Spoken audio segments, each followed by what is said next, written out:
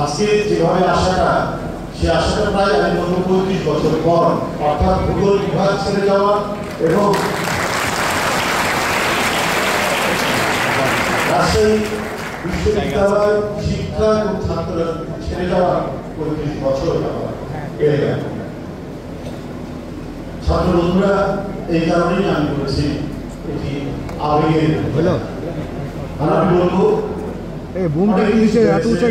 রাষ্ট্র নির্বাচন হয়েছে, বিশ্ববিদ্যালয়ে সহাবস্থান তৈরি হয়েছে, যেটি 16-17 দশক ফ্যাসিবাদের কারণে সেই অবস্থান ছিল না। হলগুলোতে কোনো সহাবস্থান ছিল না, ক্যাম্পাসগুলোর সহাবস্থান ছিল না। ফ্যাসিবাদ যেখানে জন্ম লাভ করে এবং যেখানে বিকাশ লাভ করে সেখানে কোথাও কোন স্থান গণতন্ত্রের ন্যূনতম জায়গা সেখানে থাকে না বলেও ফ্যাসিবাদের যে বিষাক্ত ছবল, সেই ছবলে যেমন নির্বাচন কমিশন, গণতন্ত্র, গণতান্ত্রিক প্রতিষ্ঠান, সংবাদপত্র, মত প্রকাশের স্বাধীনতা সব প্রতিষ্ঠান যখন আক্রান্ত হয় তখন শিক্ষা প্রতিষ্ঠানগুলো আক্রান্ত হয়। তারপর অত্যন্ত ইন্টারেস্টিং একটা বিষয় যে 50-এর দশক 60-এর দশকে আপনার ল্যাটিন আমেরিকার অনেক দেশে আপনার একদলীয় একনায়কতান্ত্রিক শাসন ছিল। সেসব দেশে ছাত্ররা অনেক সরকার, কিন্তু বিশ্ববিদ্যালয়ের যে সাহিত্য শাসন সেখানে অত বড় ডিক্টেটর একনায়কেও ভাগ দেয়। কালার এক্সপার্ট, জর্জ স্যাপ এবং মাইল্ড অন হ্যান্ডস টেকনোলজি সমৃদ্ধ অরিক্স ক্রিস্টাল ওয়াশ আপনার লন্ড্রি এক্সপার্ট। কিন্তু শেখ হাসিনা এটা তো একদম একনায়কোচিত শাসন নয়, একনায়কোচিত শাসন তো বটে, এর চাইতে সর্বোচ্চ খারাপ যে শাসন সেটা হচ্ছে হাসিনা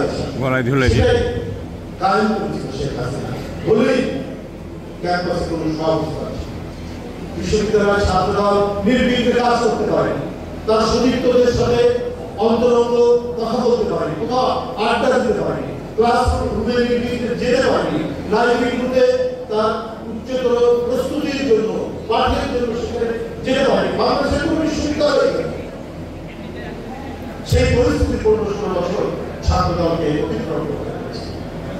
তারপরে আমি বলবো যে হতাশার কিছু নেই। আমি আপনাদেরকে বলি যে 1979 সালে মার্চে হবিবুর রহমান হলে একটি কক্ষে কত নম্বর আমার মনে, সেখানে ছাত্রদল প্রথম গঠন করা গঠন করে তারপর থেকে হাঁটি পাওয়া তার একটা সদস্য হয়েছিল। সদস্য হওয়ার পর কয়েকদিনের মধ্যে ফুল ফ্লেজেড কমিটি হলো, মেহবুল ইসলাম জুয়েল প্রেসিডেন্ট এবং নওশাদ সেক্রেটারি, আমি হলাম প্রশাসক। এই হচ্ছে আমার জীবনের রাজনীতি, ছাত্র রাজনীতি দিকে আমার পথ চলা শুরু। কিন্তু এই কারণেই বিশ্ববিদ্যালয় খোলা যায় না। কিন্তু সেদিন যেটি তৈরি হলো তখন জিয়াউর রহমান ক্ষমতায় থাকলে অনেক লোকজন এসে যোগ দেয়, কিন্তু ক্ষমতা চলে গেলে আপনি থাকে না।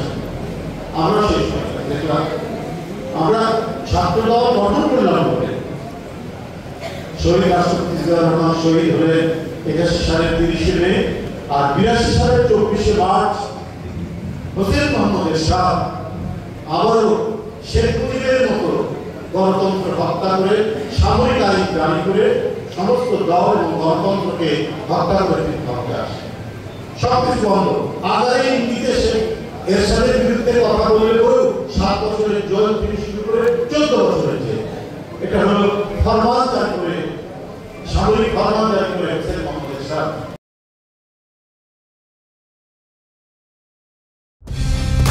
কালার এক্সপার্ট, জর্জ স্যাপ এবং মাইল্ড অন হ্যান্ডস টেকনোলজি সমৃদ্ধ অরিক্স ক্রিস্টাল ওয়াশ আপনার লন্ড্রি এক্সপার্ট।